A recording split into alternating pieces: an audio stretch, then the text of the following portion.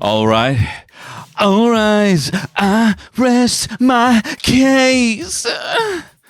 Bit of blue for you there, but got a bit blue towards the end there with the little orgasm sound that I did. My old teacher used to play the organ, if you know what I mean, in the church. And he would always, he'd great pitch. I mean, apparently, he could have been fucking sounding us down the river, sounding like dog shit. I've told you time and time again about how I was in choir B. So obviously it wasn't very good. It wasn't his full-time job to be a music teacher, but you know what, Anyway, he used to say, he would bang these like tuning forks and be like, dun, and he'd be like, keep your voice like this, makes me laugh. They do a lot of that in that kind of religious singing where it's kind of, like, got to shake that up a bit. I'm living in the hands of the Almighty. You're going somewhere at the end. The Almighty. That's the best part of it. It should be like, Mom, in the God Almighty. His is actually better. I fucked it up. Oh, look. I hit a bit of weed. All right. Sue me. Sue me for negligence at my job. If I was my boss and I came in high as a kite to do a podcast, I'd probably be like, that's the lifestyle of a comedian, I suppose. Especially one, a very busy father too, who's just spent hours washing his kids in the bath. I would say it's fine. Blow off a bit of steam. Someone's washing their clothes next door. I share a shed with students, and they're not in the shed with me, but there's an adjacent shed, adjacent Donovan, right? Kylie's over there. All right, okay, everything's gonna be fine. Oh, do you know what? I'm still reeling. I sent a meme to someone, and it had already been out for a while. Most people had seen it. It's around like it's. What is it with when you send the meme too late, and you put in like a WhatsApp group or something like that, and it's like dangling, like a carcass over a piranha tank. Like, oh my God, you only fucking saw that. Oh yeah, you fucking yeah. What cave you been living in? That kind of, oh, have you seen this one? Sneezing Panda video. Oh, what about this one? Charlie bit my finger. That kind of banter, It's like the social contract of just being civil with each other just goes out the window. As soon as you send a meme, that's too late. The worst one is when you send a meme to someone and they write back, ha ha ha, oh, so good, saw that last week. Why you got to twist the dagger at the end? Saw that last week. Yeah, well, Lannister always pays his debts. Why are we doing this to each other? Why are you doing this? Be like, I mean, you're kind of backed into a corner though, aren't you? Because you have to kind of say, if you're on the receiving end of a meme you've seen, you have to be like, give the courtesy, ha ha ha, thank you for brightening up my day, again, because I've already seen it. And then you have to throw in that, that's so good, I've already thought about this, I've had a lot of thoughts about this since I saw the meme last week. And then you add at the end, saw that last week, because it's a chance when the armor's down and you can just get across, I'm more clued in than you. This is a safe space. I am more clued in than you. I need to get that across now. It's got a wolf in sheep's clothing. Haha, so good. Saw that last week. I'm an irrelevant piece of shit. I'm going to get more ears pierced. I'm going to get a tattoo on my neck. What do I have? What do I got to do to make you love me? You know what I mean? What am I going to do in this situation? Be more up to date with my memes. Do you know what's so sad when you Google memes? You Google, like, what does this mean? What does that mean? Why is everyone... Why is this picture of a football signing having a lot of people post, a black man in a yellow suit licking his lips and rubbing his hands together? What am I missing here? Do you know? That is my favorite meme. But like, what, or Jay-Z like incredulously dancing along to a beat gif, I mean, I know what that means, but I don't have to Google that one, but I'm fond of that one. So welcome to my show, memes I've kind of seen. But this is most memes I haven't seen. Some memes I've seen recently that I am fond of, and most memes that I don't understand. Like I've been telling people I know what 6-7 means, and the 6-7 kids doing that, and I do, but it's fucking sucks. It's a very poor, origin story of a meme. Someone put basketball players to do it or some shit. That shouldn't have translated over. We shouldn't have caught that one. Do you know what's terrifying though? That pretty much all technological. Hang on, before I say something fucking so dumb, something so broad and unintelligent. What was it that I read? It was something like the rate at which technology will become obsolete will be 6 times faster by 2050. Is I think like technology, how people speak online. Technology, that's not anyway. So I'm just saying that I am losing touch with what's going on in the memes, but also so will you, however old you are. If you're 7 listening to this, just to let you know that, when you're 20, 31 or 2, hang on, I can do this. He's 7 now. It'll be 24 years away. 31. I'm not really very good at maths. Math. What was I saying? Yeah, it's going to be obsolete. I'm just letting you know. I'm just putting it out there that everyone you know and love will be, met with, like, you'll send pictures of your kids or whatever in a WhatsApp group, and people are like, I saw that last week. Because I'm monitoring you always. Because Ring doorbells can watch inside your home. There's a thing that's happening where apparently you can apparently they're going to launch this thing in America where with Ring doorbells, where you can access your neighbor's footage of their Ring doorbell if you've lost your dog, which is pretty scary considering that is like I've lost my dog is like the number one pedo chat up line that they throw around. Can you help me find my dog? Sure, here's access to my house security. I mean, I've already talked about dogs and, people getting cockapoos gone mental. I'm just saying. I'm not talking about killing dogs. Well, I've told you this before, but it does make me laugh. That the great Will Hines, very funny improvising comedian, in the UCB in America, was teaching an improv class, which I did 2 of. And we were doing all these improv scenes, and he stopped like halfway through the second day, and he's like, "Okay, I gotta say something. What is with this country and scenes about killing dogs? That's all you want to do is kill dogs." And we just found it so funny, just the flippancy we have. Like he was like, in America, like if you ever did a scene with a dead dog, you've ruined the night. And we're like, my dog is dead. Okay, tag in. Okay, listen. All my dogs died. Have you seen my dog? Apparently the reason is that generally anyway, if you message into your neighborhood group and say, "Can I see your footage? I've lost my dog," they just do it automatically. Or they do. Most people, there's like 100% success rate with people saying yes. But see, this is what happens. This is what happens with big tech. You big tech freak.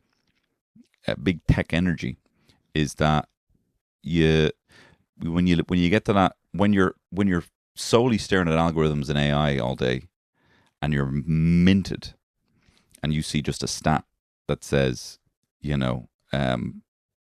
all right, well, if it's 98% success rate of people looking at people's cameras for dogs, and we're using this much bandwidth on the messaging and the server space to even relay this messages, then just make it automatic without really knowing about the repercussions.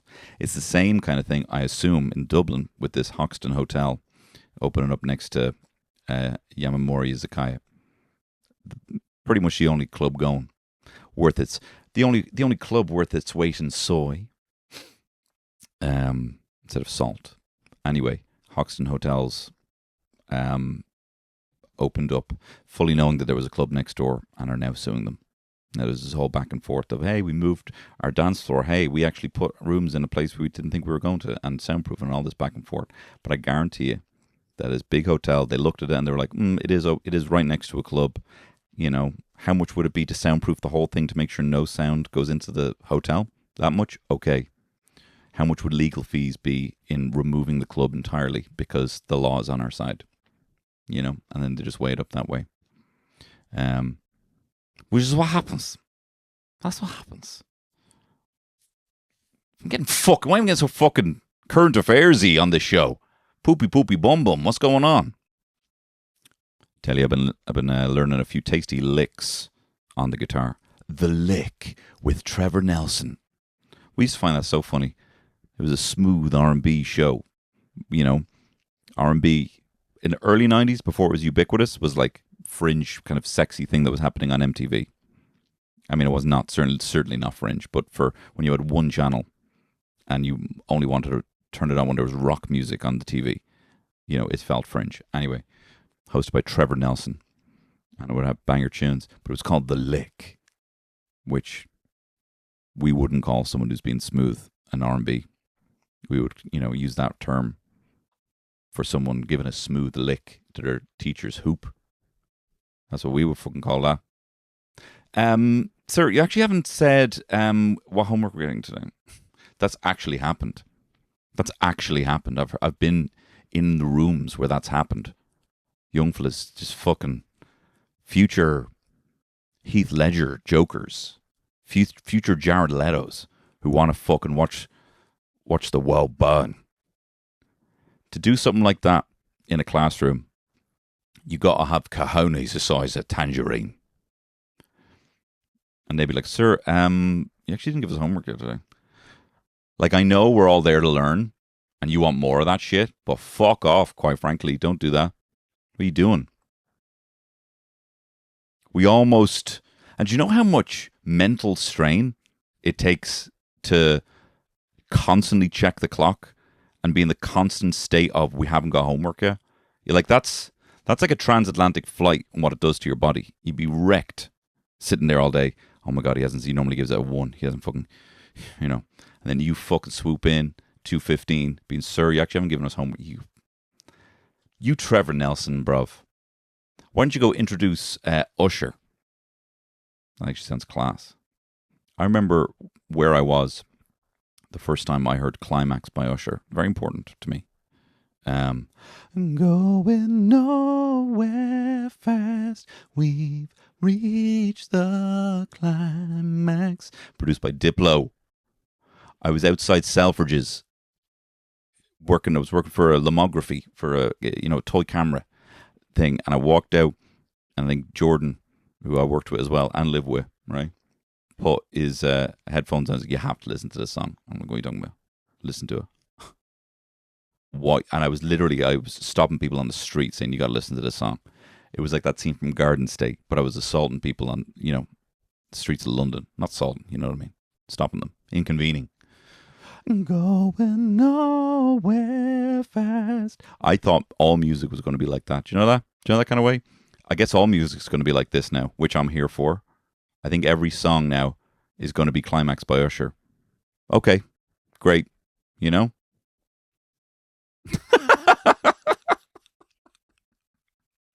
Do you know? Do I even know? You said it's better if we... Anyway, what else is going on? That wasn't going on. The Lick with Trevor Nelson. Yeah, any of you Trevor Nelsons out there, and I don't mean that term in I do mean it in a derogatory way, but I feel bad because I'm a fan of Trevor Nelson. I say a fan. Fond of, I use that term very flippantly, I know people who, they'd be like, I'd be like, do you like U2? And they'd be like, yeah, they're all right. But they also have like all their albums and know all the tracks. You know people like that? People who don't really And not just because it's U2, but them could be Anton being like, do you like Zeppelin? Yeah, some other stuff. And then they list like 5 albums that they love. People who are just so modest in their knowledge. I cannot comprehend that. I cannot comprehend. I read the paper today, read 3 headlines, brought all 3 up to Terry, every fucking one of them, before I even knew what they were about. I said something about how about how 30 million gets paid privately for kind of external foster system in Ireland, and how that's been actually quite a poor system. This is the first thing I heard about it. Read 5 new words I never heard before in my life. Said fucking trundle fucked that out of my mouth to Terry this morning. She's like, what are you talking about? I'm like, I don't even know. It's mad, isn't it though? It's not mad though. What else was there? Something to do with fucking Prince Andrew. Prince all over this case. Fucking Prince whatever. Do you know what I mean? Anyway, he's in hot water. And certainly not the sweat though, because he doesn't. He's a likely nonce, but he's getting done in a kind of Al Capone kind of way. He's getting done for kind of sharing trade reports illegally to Jeffrey Epstein. And to tell you, this fucking reading the paper shit's really working. I mean, I could be getting all this wrong. Now, I will say, I'll finish this Prince Andrew thing if I have any more on it in a second, but in learning more about this, I'm learning a little bit less about what kind of log cabins people can build in the woods on YouTube. So I'm just saying, if you want me to be more abreast, chance to be a fine thing, of current affairs, chance to be a fine thing. Having an affair with like a prune or something, that'd be a current affair. I shagged a raisin that wasn't my wife. It was a current affair. Usually jokes have to actually mean both things, kind of. Did you hear about the raisin? I've already lost most of you. If I was telling you this joke raw, out in the street, did you hear about the raisin? You'd be like, I am checked out. You have made this far too surreal. So maybe it has to be, did you hear about Prince Andrew, who's a raisin? They might think I'm talking about how he's old. He was having those, he was shagging people that were not his wife. Well, actually, he was shagging Jesus, actually. Maybe don't go into that. All right, I'm not going to use him as an example. Whatever. Did you hear about the raisin shagging someone who wasn't their wife?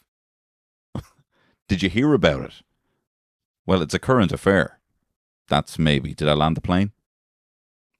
Who's to say? Who knows? Not I, sir. We used to play this game, Priest of the Parish, in Eamon Dorans. It was, Priest of the Parish has lost his hat. Some say this and some say that. But I call, and you'd be lined up. It was a scouts game. And you'd all have numbers. And you'd have the Priest of the Parish. And then you'd have Mandrake, which was kind of his queen to his king, right? And then a bunch of numbers. And then you were trying to get to the priest. At some point, the Priest of the Parish run around. And so you would say, Priest of the Parish has lost his hat. Some say this and some say that. But I call number 1, 1, 2, 3, 4, 5, And then you had to count to 5. 1, 2, 3, 4, 5. And if they weren't listening or they were focusing on someone else, I think a different number, and you counted to 5, then you would take their spot and move closer to the priest and the mandrake. But you could intervene before they counted to 5 by saying, "Not I, sir, for I call." And we do that. And when I remember bouncers in Eamon Dorans, we'd play this outside, bouncers screaming at us to shut the fuck up, like beg, shut the fuck up, because we were like, "Not I, sir, but I call magic, not I, sir," and over again. I think that might have been the same night that I saw the guy from Snow Patrol. When it got really bad, he was screaming at us. I saw him out from Snow Patrol, and I'm so sorry if you're listening to this. I'm really sorry. Eddie Hobbs as well. I'm sorry for that whole thing that happened that time. and I'm belligerent drunk. But saw your man from Snow Patrol and just kept shouting, ooh, ooh, ooh, ooh, over and over again. Probably wasn't even as well pitched as it was just now. Screaming at that poor fella. Anyway, and we were there playing and I mean, a voice be hoarse from screaming Mandrake 1, 2, 3, 4, 5. How did I get onto that? Current affairs.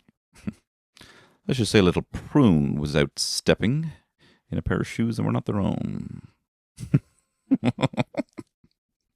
Is that a phrase? Well, let's just say Mark's been kind of stepping in a pair of shoes that aren't his own. What? It's having an affair. And he puts on her shoes. His shoes. The fella. He's shagging. What are you talking about? This... I'm kind of flip-flopping between this is the best podcast that I've ever done and this podcast is a steaming white, bone meal dense, pre-EU regulations dog shit cooking on a hot summer's day. Joe, you don't get any more these days. Smell of the rain on a hot street. You don't get that smell anymore. And don't tell me that you do. All right? Don't be writing in and being like, hey, I actually get that smell all the time. Because I won't respond. I'm fucking awful. Do you know, I guarantee you that there's a high percentage of people listening to this podcast who have reached out, said nice things, said nice comments. I'm sorry. I haven't gotten back to any one of you. I am going to get better. Look, if you want to try, hey, if you're willing to try this again, so, you know, I'm willing to try it if you are, okay? This whole thing of me actually talking to you and corresponding with you outside of, you know, just this assumption that you will be there when I need you to be there to listen and laugh. You know? Hey, this is a two-way street from now on, all right? Now, I know obviously I'm very chatty when I see you, you know, chat to anyone in public, but my online persona is kind of, you know, kind of an agoraphobe, a little bit. An agoraphile? I love this wide open space. I love it. I'm an arachnophile. What do you got there? Hey, who made this web? That's me. This is my impression of being an arachnophile, but I don't want anyone to know. All right, here we go. Who made this web? Oh, sorry, that's just a bit dusty there. I'll get rid of it. Don't! I'll get rid of that one. He just scoops it up in his hand, puts it in his pocket. Did you just put that web in your pocket? Listen, I'm a closeted arachnophile. I've lost my dog. I think he's in a web. We need to look for both. My dog's collar said he's stuck in a web. A web of lies. A web is a good description for things like a web of lies, a web of shame, you know? Multiple strands, sticky, sinister. A web. It isn't just like a bag, you know? I tell you, it's all been just a bag of lies. Pack of lies. Kind of the same thing, isn't it? All been a pack of lies, but I know the reason why you've been silent. Is that it? Phil Collins? A lot of people cannot believe how hard Phil Collins went for the Tarzan song. This motherfucker was following up Elton John with Can You Feel the Love Tonight and Circle of Life. That's what happens. Direct competition. He's there being, what am I going to do here? Comes out with a fucking perfect concept album for Tarzan, which is not a good film. That's when they got into that kind of funky looking animation where everyone's eyes are all mad big. You know, Atlantis, you know, would be one. We don't talk about Phil. We don't talk about Bruno in my Mazgaff because she doesn't like him because he divorced his wife via the fax machine. my mother has an encyclopedic knowledge of philanderers, philandopedia.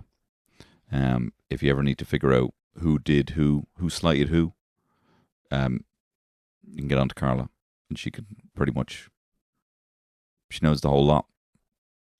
Fax machine, voicemail. And you know what's weird? There's probably like a lot of people getting served like divorce papers and stuff following like no contact. These people now remembered.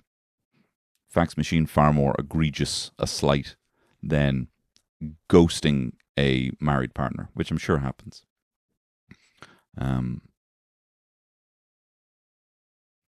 I met this fella. I really like him. But he hasn't texted back in like 2 weeks. His name is Casper. You know, that's just the kind of behavior you'd expect from him.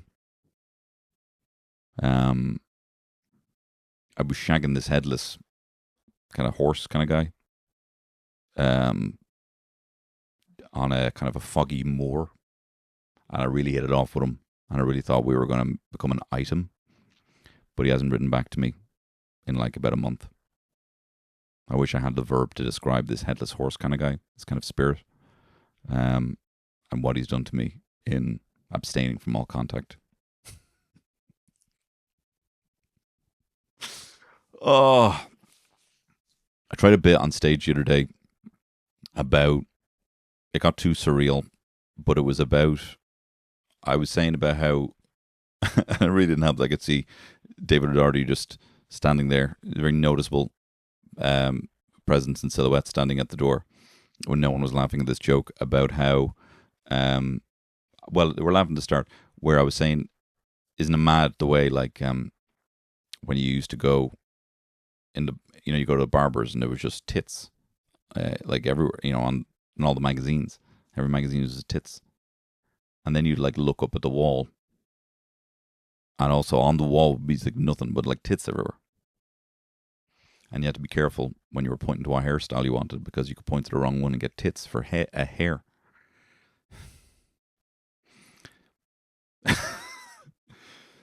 And then I went on to be like, and they never really actually cut your hair, but they always tried to sell you poppers. And they always had mad names. They weren't called like, you know, Close Shave or whatever. They were called Miss Fantasia. So the joke is that, like, I don't know what a barber's is. It gets, you know, it doesn't need to get surreal. Because the reality is, you know, surreal enough. There was tits everywhere in the 90s in the barbers. Me and Andy made a sketch today for an ad, which was nice. Me and my brother, fellow comedian and content creator who looks exactly like me, Andy Cantwell. And it was a lot of fun. We hope to make some more. Just laughing as young boys, like a couple of schoolgirls. And I was laughing after he left because I was thinking, like a few weeks ago, he gave me a lift home, and I realized just like how much we're the same and how much Terry's had to put up with me being a passenger in the car. Because he was driving down the road and he just took some random right down some road. And I was like, this is not where I live at all. And he was like, oh, I don't know where you live. And I was like, all right, I'll tell you. I was like, fine. Anyway, he drives back onto the main road for like 30 seconds. And I say, all right, it's this right. And he goes, I know. He like getting mad. And I was like, you just told me to know where I live. And also, that's exactly what I do to Terry all the time. You know, second exit. You know, I'll be driving some roundabout or whatever. She'll be like, it's the second exit. Like, I know. And then I go up to the next roundabout, like, where am I? You know? But you just gotta keep things spicy like that in a marriage, you know? Just keep everyone on their toes. Keep everyone guessing. Like, we're losing shit. I'm losing shit all the time. Very exciting. Very exciting. You know, because then you find it. Then you find the thing.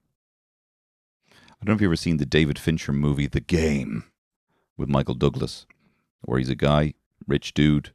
He's had all the experiences, but he's feeling just a little bit lost in the world. And then his brother Sean Penn signs him up to this game, and he doesn't know what's the game and what's real life. and the whole time it's happening, there's this crazy murder mystery, and you don't find out if it's a game or whatever, you know. And he's like, is this that game? And also, I only heard about that movie like a couple of years ago when I really loved David Fincher. And then my mate Joe was like, have you seen The Game? I'm like, what? And then all the lads were like, this could be the game right now. We're in the game right now. I'm like, what are you talking? And I could not believe there was like a David Fincher movie, you know, that I had never seen before with Michael Douglas. And the setup is he doesn't know if he's in the game or not. Sounds amazing. It's a good film.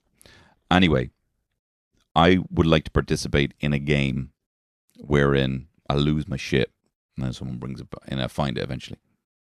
You know? But not, I'm on a heart monitor, so you know, just up to the point of when I'm getting really fucking pissed off about this. And just before that point, you know, then someone pops out and like, here it is. I'm like, thank you so much. And I would appreciate things more, you know? Like the amount of SD cards, I'm just fucking around his shed, flicking them. Like they're, you know, like they're fucking boogers. Flicking fucking SD cards around here like they're boogers. And then when I need one, it's like, this is the most precious thing. I will never, ever lose an SD card ever again. Shane Daniel card. Listen, thank you very much for listening to this podcast. Thank you very much for being there for me. And thank you. Can I just implore you? Can I ask you of one more thing?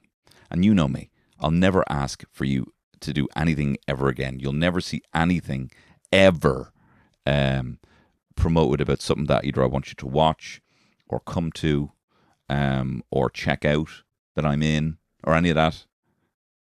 It's 100% what I'm going to do. But listen, I have another one of those. It's to come see me on tour. You Cry Weird is going to be performing, hopefully in a city or town near you very soon, in London. I fucked up. Yeah, I'm going to be in London on Thursday in Top Secret Comedy. I'd love to see you there. I'm going to be in Portlaoise in Kavanagh. Old Johnny Kavanagh still knocking him out, huh? That's going to be on March 6th. I'm going to be in Blanchardstown at the Draíocht on March 13th. I drove by there recently when I went to go see Avatar Fire and Ash in the IMAX, which was actually pretty good. I had a pretty good time. Will say this about Blanche Odeon, if you're listening. I pre-ordered, I went on my own, by the way, pre-ordered popcorn and a drink. And I arrived, and it was some ticketing system that was linked in with my ticket. So when I arrived, my ticket was given like a number, and I had to wait for my popcorn and my drink. There was 5 lads behind the till, and the thing was filling up with numbers. And I only got my popcorn and drink after the movie had started. And I was early. And I missed the IMAX scene from Chris Nolan's The Odyssey, actually. But I'll be back there to perform the Draíocht on March 13th. I'm going to be in DeBarras. DeBarras. Oh, baby, when you move, she move. That's in Cork. That's in Clonakilty in Cork. And that's going to be on March 20th. I'm going to be in the Abbey Tavern in Howth. And my ma's going to be there with all of her work friends because she works out there. And that's on March 21st. They're always a very fun show. It always feels, it's the closest one that I have to the north side. And with my ma there, it feels like a home crowd. And it's a good time. Galway in Monroe is a rock venue. But, yeah, I might be rocking my little tush there on April 11th. I'm going to be in Vicar Street in Dublin on April 18th. And I'm going to record it. And I'm going to put that out as a special. And I say that all the time. But I think I will. I'm going to be in Cyprus Avenue in Cork on April 24th. I've been playing there for years and years. It's a big, tall stage. It's such a big, fun fucking room. Everyone's always, and like it's actually too good of a stage for my kind of shit. I'm going to be in the Spirit Store, Dundalk, on May 2nd. Oh, Cyprus Avenue is going to be on April 24th. I like to go to Dundalk. I've made jokes about people from Dundalk there, but I don't know anyone from Dundalk, and they did not go down well. I faked an attribute about Dundalk people, which was that they talk too much, which I don't think is true. But I just don't know enough people from Dundalk. Let me tell you something, and I am so sorry about this. I grew up only in Dublin. I am a fucking gormless dub, and this is the most travel around Ireland that I'd ever done. I have done more traveling in Ireland since being a comedian than I did my entire 30 years previous. Okay, so I'm still learning. So teach me things. You know? What are people talking about? I want to understand you. So if I get it wrong and make something up about how Dundalk people don't shut up, which is only because I wanted to do an impression of Jim Core not stopping talking. Do you know what I mean? Making up an entire attribute about the people of Dundalk just so I could do my shitty Jim Core impression. That's the sort of stuff you can expect at the Dundalk Spirit Store on May 2nd. I'm going to be in Dolan's in Limerick on May 8th. I'm very much looking forward to that. I love hanging out there. It's a great bar. It's a great pub there in Dolan's. Mr. Dolan himself, very gregarious, laughs a lot. And actually, he laughs so much that when you don't make him laugh, you really know you've fucked it big time. And you've said something so unfunny, that he didn't laugh. Because he's a very generous laugher, and I appreciate that from Mr. Dolan. And also, I love chicken hot. And that might be hack to say about Limerick, but I love me some chicken hot. And I have actually pegged it out of the gig. And people have been like, you trying to catch the bus? And I'm like, no, I'm trying to catch chicken hot. I'm going to be in Waterford for the first time. My stepmother's from Waterford. My very good friend Kathy Burke is from Waterford. And I love everything to do with Brian Boru. So that's the kind of current affairs, eh? Let's just say Brian Boru was shagging a prune that was not a dried apricot that was not. It's not a currant though, is it? Anyway, I'm very much looking forward to that. That's my first time in Waterford. That's on May 24th. I'm going to be in Dunleary for the very first time. What's it like? Is it landlocked? I've never been there. I'm going to be in the Dunleary Pavilion Theatre on May 28th. I'm very much looking forward to that. I used to hang out there all the time. When I used to go over to my dad used to live in Salt Hill in Dunleary. We go into Dunleary Shopping Centre all the time. There used to be a shop called Wow Comics, which is actually what invigorated, what actually kicked off my love of comics and superheroes, and pretty much my personality for the next 20 years was formed in Dunleary. So I'm very grateful to that place, and I'd love to see you there on May 28th. I'm going to be at the Limelight number 2. I'm not really big enough for the Limelight one, and that's in Belfast, and that's going to be on May 29th, and I'd love to see you there. Let me tell you something. I went up there before Shane's gig. I was opening for Shane. Don't know why I did this. My car happened to be full of old video games that I didn't want, including some GameCube games that I got from clearing out my ma's thing. I have like 200 and something quid on only the CEX in Belfast, and I am coming back on the 2nd of May. I don't think it's the 2nd of May. Sometime in May, I've accidentally deleted one of the digits there. I am coming back to Belfast on the 2nd of May to claim my reward, because you're not able to use it in Republic of Ireland, and they couldn't transfer my information from when I had it in the UK. So CEX Belfast, I am fucking coming for you, and I'm claiming my reward, and I never got a confirmation email, and I don't have a card, and I am going to be spending hours and hours and hours wasting your time for you to find my file on your computer. I'm going to fucking, oh my God.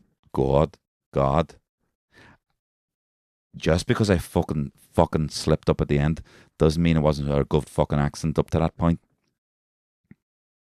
Anyway, and I'm going to be in the Moat Theatre in Kildare, which I have never been before. I've been to Kildare. Kildtruth or Kildare? Well, I've never been to Kildtruth. But go on, dare. I'm horny.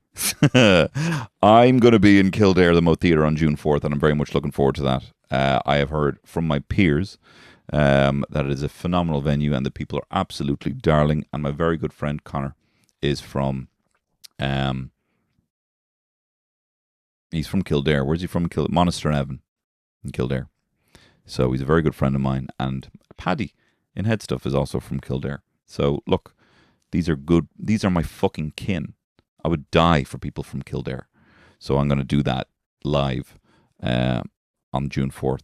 And then I'm going to be performing in the Mill in Dundrum, which is actually very close to me. I might even walk there just for a laugh. Probably won't. But I might do some shopping there before and after. I'm doing this one pretty much for my mother-in-law so that she doesn't have to travel very far to come see me. And I'm hoping that my father-in-law can make that gig, and because it's so close to his home, not fall asleep. So hopefully he'll have stretched his legs and won't be, as he was at a play I was at, sitting directly under a spotlight, fast asleep. Somehow the spotlight had moved from the stage just to him. My mother-in-law was acting like she wasn't falling asleep as well, but she was. Anyway, thank you. Those are my tour dates. That was most of the podcast. You can go on with your lives now. Go in peace to love and serve the Lord. Tickets available at Tony Her on Instagram in the link tree. You know what to do. Bye-bye.